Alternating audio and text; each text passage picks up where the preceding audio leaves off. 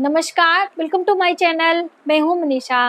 दोस्तों, आज की वीडियो भी बहुत ही खास है। जैसे कि लास्ट वीडियो मैंने आपको 15 महत्वपूर्ण बातें बताई थी जो कि आप सभी को बहुत ज़्यादा पसंद आई हैं।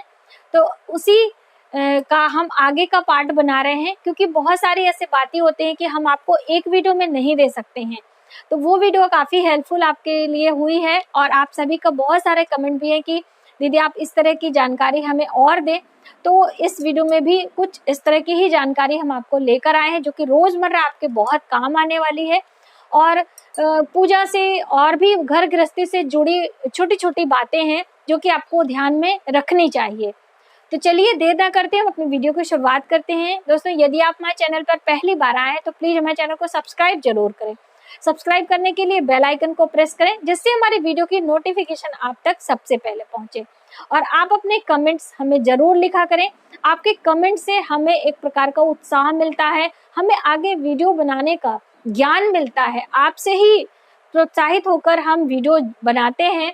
जितने भी यूट्यूबर हैं ज़्यादातर ऐसे ही होता है कि भाई आपके द्वारा जो आप चाहते हैं जिस तरह की वीडियो, तो हम उसी प्रकार से लाने की कोशिश करते हैं। तो इसलिए आप अपने कमेंट, आप अपने सुझाव जरूर दिया करें।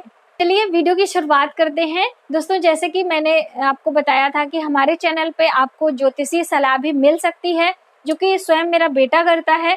तो आप सभी को वह सभी कंसल्टेशन जो आप बुकिंग कराते हैं वो सभी बहुत पसंद आ रही हैं।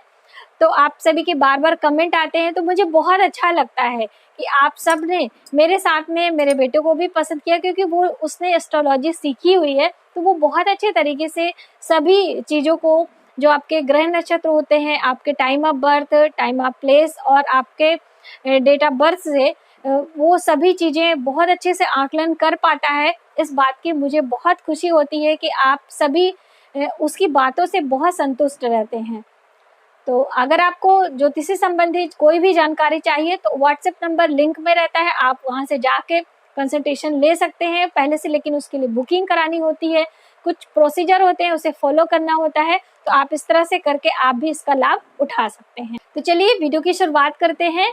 दोस्तों, हम बात करेंगे, सबसे पहले आपको बहुत ही महत्वपूर्ण बात है। ज़्यादातर लोग क्या है कि अनजाने में बहुत सारी हम लोग गलतियां कर देते हैं, जिसे हमारे शास्त्रों में पाप के नाम से जाना जाता है। पाप और पुण्य हमारे कर्मों के अनुसार ही निर्धारित होता है, और फिर हमें उसका जो खामियाजा एक प्रकार से आप कह लें, या फिर उसका भुगतान हमें अगले 7 जन्मों तक भुगतना पड़ता है। बहुत सारे ऐसे ऋण दोष हमारे ऊपर लग जाते हैं जो हमारे पितरों ने किए होते हैं और जिनके बारे में हमें बिल्कुल भी पता नहीं होता है, लेकिन वो एक प्रकार का दोष, एक प्रकार का ऋण हमारे ऊपर लग जाता है और उसका भुगतान हमारी वंशज आगे करती हैं, हम स्वयं करते हैं।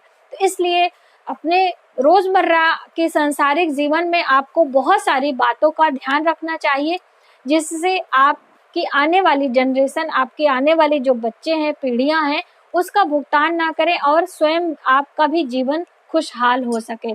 तो क्या क्या वो गलतियां हैं जो कि हम अनजाने में करते हैं, एक एक करके हम आपको बताते हैं, और क्या क्या वो पुण्य हैं जो हमें जरूर करने चाहिए। तो सबसे पहले गलती हम लोग ज्यादातर क्या करते हैं कि जब भी हम अपने घर में पूजा पाठ करते हैं, उसके बाद हम लोग हवन करते हैं। तो हवन करने के बाद जो पूर्ण आहुति होती है, पूर्ण आहुति हमेशा खड़े होके करना होता है। जैसे कि कुछ चीजें होती हैं हम बैठ के आराम से देवी देवताओं का पूजन करते हैं, लेकिन आरती हमेशा खड़े होके करनी चाहिए। और जो पूर्ण आहुति होती है, जब भी हम हवन करते हैं, जो लास्ट में हवन सामग्री बचती है, तो उसे यदि आप प्रतिदिन कर रहे हैं तो उसके लिए कोई विशेष कर्मकांड की आवश्यकता नहीं होती है। जो पात्र में हवन होता है वो डायरेक्टली हवन कुंड में डाल दिया जाता है, और जो घी बचा होता है वो पुरुष भाई लोग एक धार में उसमें घी में आहुति के रूप में दे देते हैं। उसके बाद ये गलती होती है कि जो हमारे हाथों में हवन सामग्रियां लगी होती हैं, हम लोग उसको इस तरह से ऐसे झाड़ देते हैं। ये बिल्कुल भी नहीं करना चाहिए। ये एक प्रकार का बहुत बड़ा दोष माना जाता है। ऐसा करने से लक्ष्मी का क्षय होता है। तो आपके अंदर यदि आदत है तो आप उसे धीरे धीरे सुधारें। और मान लीजिए आपके कोई स्वजनी आपके गृह में, घर में कोई इस तरह का कार्य करता है, तो आप उसे रोकें। इस तरह से बिल्कुल भी नहीं करना चाहिए। और कभी भी बिना स्नान किए आपको देवताओं की मूर्तियों को स्पर्श नहीं करना चाहिए। जैसे किसी मंदिर में आप गए हैं तो वहां पे यदि आपने स्नान नहीं किया है तो आप दूर से प्रणाम कर सकते हैं, मंदिर के प्रांगण में आप रह सकते हैं, लेकिन मूर्तियों का स्पर्श, यानी आप जैसे बहुत सारे लोग होते हैं ना, साथ में गए हैं घूमने को और आप भी गए हैं, आपने मान लीजिए किसी कारण से स्नान नहीं किया है, तो आप मूर्तियों को स्पर्श ना करें, दूर से प्रणाम करें, उन्हें ध्यान करें, लेकिन स्पर्श करना, बिना स्नान के हम किसी मूर्ति को स्पर्श नहीं कर सकते हैं। खास तौर से जो मंदिरों की प्राण प्रतिष्ठित मूर्तियां होती हैं, ऐसा करने से हमें दोष लग जाता है, यानी एक प्रकार से हम पाप के भागीदार बनते हैं। तो इस बात का भी आपको ध्यान रखना चाहिए। दूसरी बात है, कभी भी किसी मंदिर के प्रांगण में बैठकर हमें किसी की निंदा, बुराई, चुगली आदि नहीं करना चाहिए।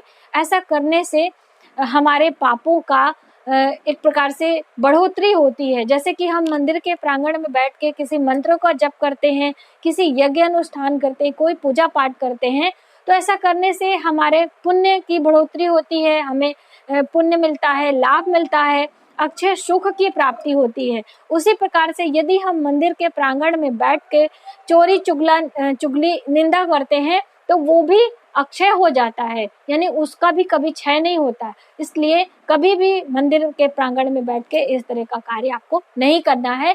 इसी तरीके से आपको पीपल के वृक्ष के नीचे भी बैठ के इस तरह के कोई भी कार्य आपको नहीं करना होता है।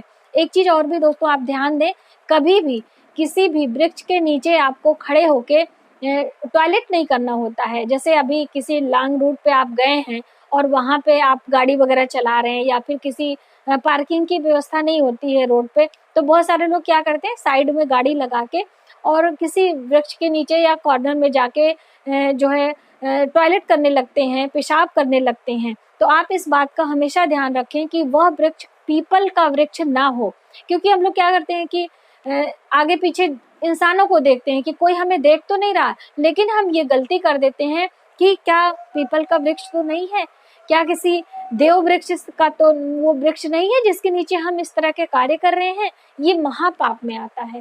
तो इस बात का हमेशा ध्यान रखें।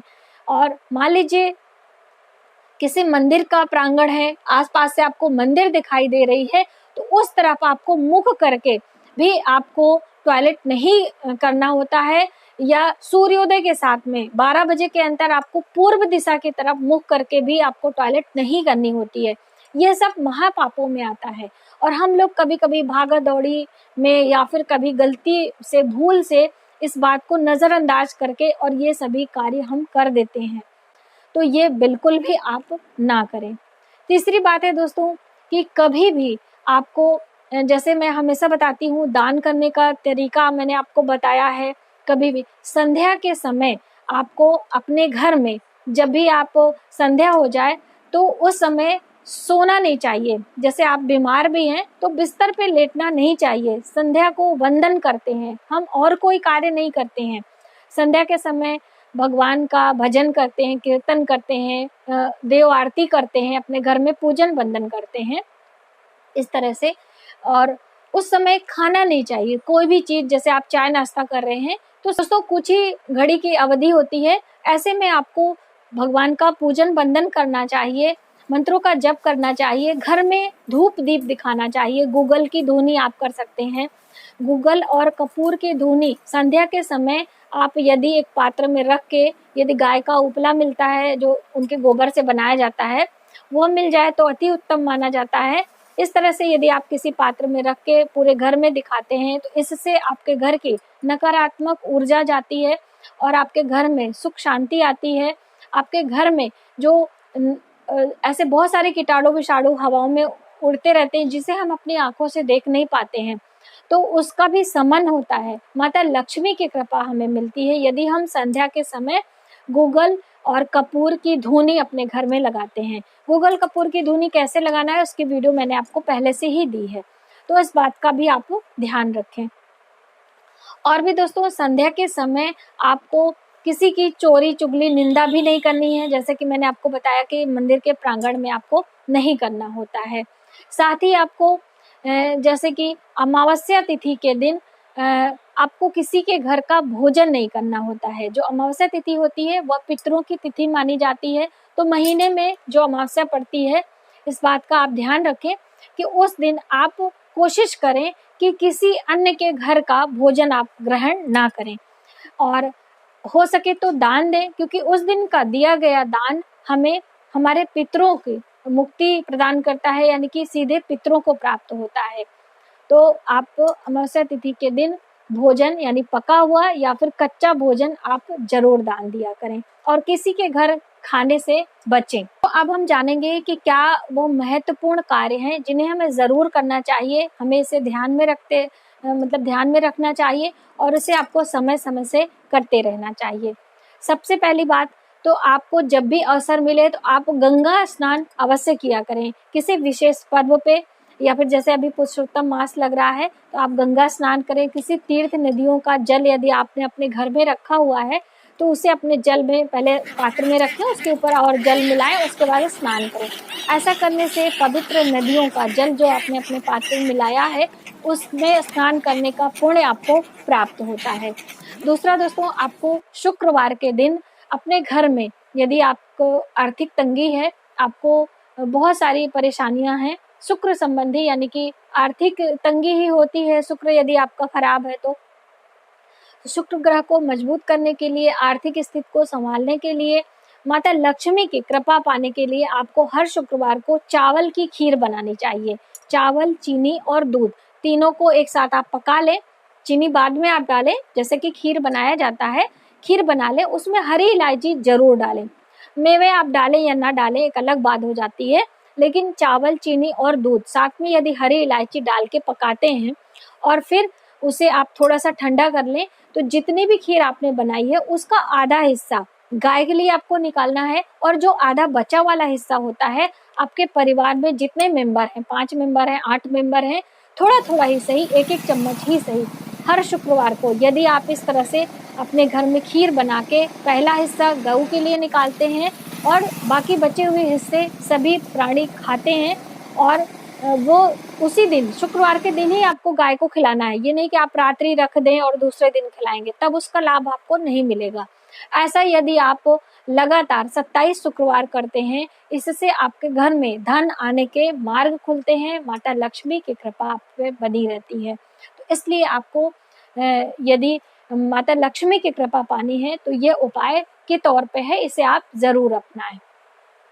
और एक बहुत अच्छा उपाय भी है धन आगमन का, या फिर किसी विशेष मनोकामना के लिए आप काफी दिनों से प्रयास कर रहे हैं और वह आपकी मनोकामना नहीं पूर्ण हो रही है, तो ऐसे में एक उपाय बहुत अच्छा है दोस्तों, आप इसे जरूर अपनाएं। किसी भी मनोकामना, आपके पति पत्नी में अच्छे संबंध नहीं है, आपको संतान उत्पत्ति नहीं हो रही है, आपके घर में आर्थिक तंगी है, आपको नया व्यापार रोजगार करना है, आपको वह कोई रास्ता नहीं सुगम आ रहा है, तो आप यह उपाय जरूर करें। आपके घर में बहुत सारे लड़ाई झगड़े हो रहे हैं तो आप ये उपाय करें। अमावस्या तिथि को या फिर आप शनिवार को कर सकते हैं, दो में से कोई भी दिन आप ले लें, लेकिन शनिवार के दिन करें तो लगातार आपको करीब 7 शनिवार या फिर 5 शनिवार आपको करना है। ठीक है, अमावस्या को करते हैं तो हर अमावस्या को यानी कि आप एक बार महीने में कर सकते हैं।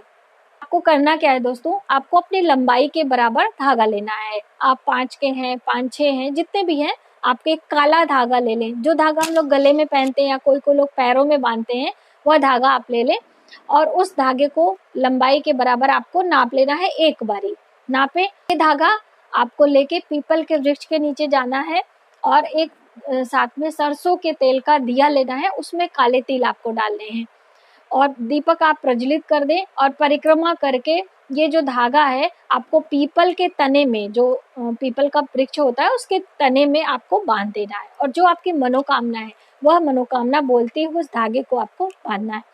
ऐसा यदि आप 7 शनिवार करते हैं तो आपकी जो मनोकामना होगी वो बहुत जल्द पूर्ण हो जाएगी। और हर शनिवार आपको नया धागा लेना है, हर शनिवार आपको दीपक लेना है मिट्टी का, और हर शनिवार नया मिट्टी का दीपक लेना, यानी कि बार बार उसी में आप नहीं जला सकते हैं। और सरसों के तेल का चौमुखी दीपक लें और उसमें थोड़ा सा काला तिल डाल दें। यदि आप ऐसा करते हैं तो आपकी मनोकामना जल्द पूरी होती है। ये सब एक प्रकार का उपाय होता है। यदि हम इसे अपने जीवन में धीरे धीरे ये सभी चीज़ें अपनाते हैं तो हमारी बहुत सारी परेशानियों का सामना स्वतः ही हो जाता है। हम लोग इधर उधर के चक्कर में परेशान रहते हैं और ये छोटे छोटे उपाय नहीं करते हैं, इसीलिए हमें बहुत सारी परेशानियों का सामना करना पड़ता है। साथ में एक उपाय हम और आपको बताएंगे दोस्तों कि मान लीजिए आपके पति पत्नी में उतना बनती नहीं है, यानी कि आपका अपने घर में उतना कोई वैल्यू नहीं है, यानी आप जो बात कहते हैं वो कट हो जाती है, चाहे वो आपके पति के द्वारा कट हो या फिर आपके बच्चे आपकी बात काट देते हैं या फिर आप बहू हैं तो आपके सास ससुर आपकी बात नहीं मानते, आपकी इज्जत नहीं करते हैं।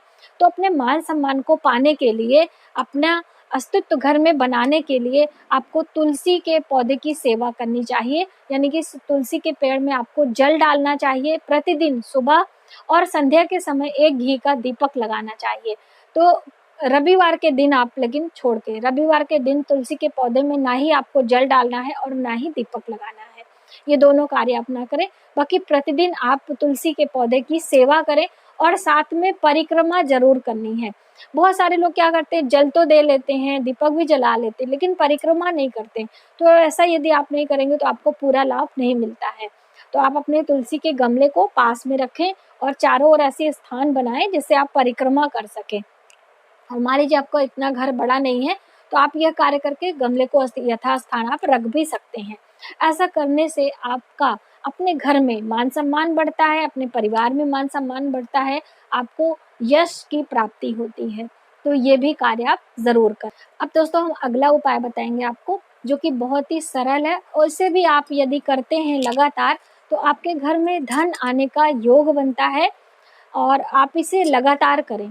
जैसे कि आपको प्रतिदिन सोते समय जब आप बिल्कुल बिस्तर पे जाएं तो अपने सभी नाखूनों में, जैसे कि 10 नाखून हाथों के मिला के होते हैं और 10 पैरों के, 20 नाखूनों में आपको सरसों का तेल लगाना है। एक छोटी सी डिब्बे में आप तेल रख लें, एक छोटा सा ब्रश रख लें जिससे लगाने में आपको आसानी हो, जैसे हम नेल पेंट लगाते हैं हल्का हल्का।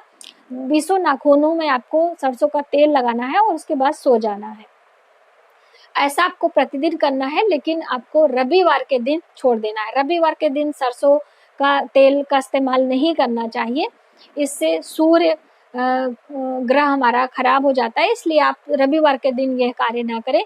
बाकी दिन आप 20 नाखूनों में यदि अपने सरसों का तेल लगा के सोते हैं रात्रि के समय तो आपके घर में माता लक्ष्मी की कृपा होती है। आपके घर धन आने का योग, यानी कोई ना कोई रास्ता ऐसा जरूर दिखेगा कि आपके घर में धन आने का योग बनेगा।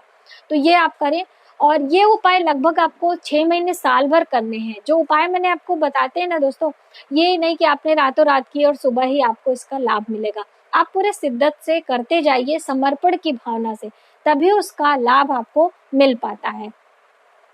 एक उपाय बहुत अच्छा है दोस्तों, ये भी आप जरूर अपनाएं अपने घर में।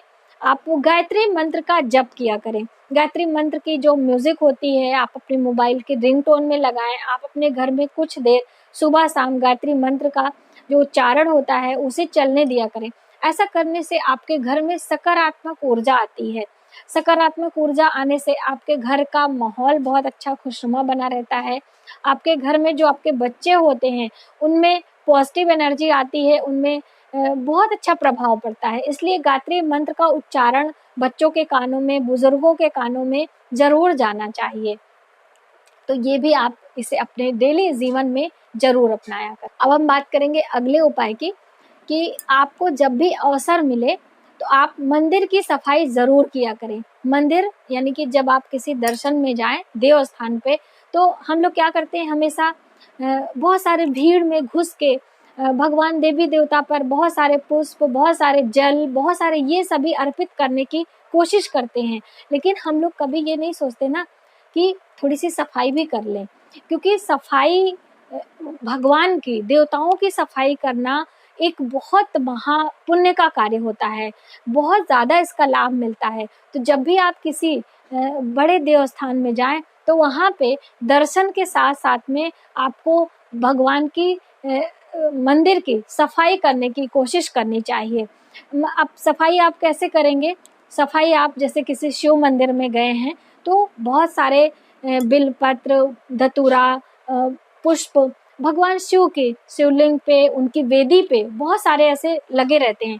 तो आपको कोशिश करना है कि जब भी आप जल चढ़ाएं या फिर आप भगवान के दर्शन करने जाएं, तो आप वहां से वो सभी सामग्रियां उठा के, वहां पे डस्टबिन बने होते हैं, आप वहां पे डाल सकते हैं, या फिर आप डस्टबिन से उठा के एक जगह स्टोर कर सकते हैं, यानी जैसे वहां पे सुविधा हो वो सभी लोग अरेंज करते रहते हैं, तो वो आप वहां से देख के समझ जाएंगे। इस तरह से यदि आप मंदिर की सफाई में हेल्प करते हैं तो आपको बहुत बड़ा पुण्य मिलता है, बहुत बड़ा लाभ मिलता है। हम लोग इसे बेइज्जती समझते हैं, हम इसे इंसल्ट समझते हैं कहीं भी साफ सफाई करने के लिए, लेकिन ये एक प्रकार का पुण्य का काम है। सफाई करना, किसी के जूठे बर्तन उठाना, जूठे बर्तन उठाने से हमें श्री यानी लक्ष्मी और यश की प्राप्ति होती है। इसी प्रकार से जब हम मंदिर की सफाई करते हैं तो भी हमें श्री और यश की प्राप्ति होती है, नाम होता है, हमारे कुल वंश की वृद्धि होती है।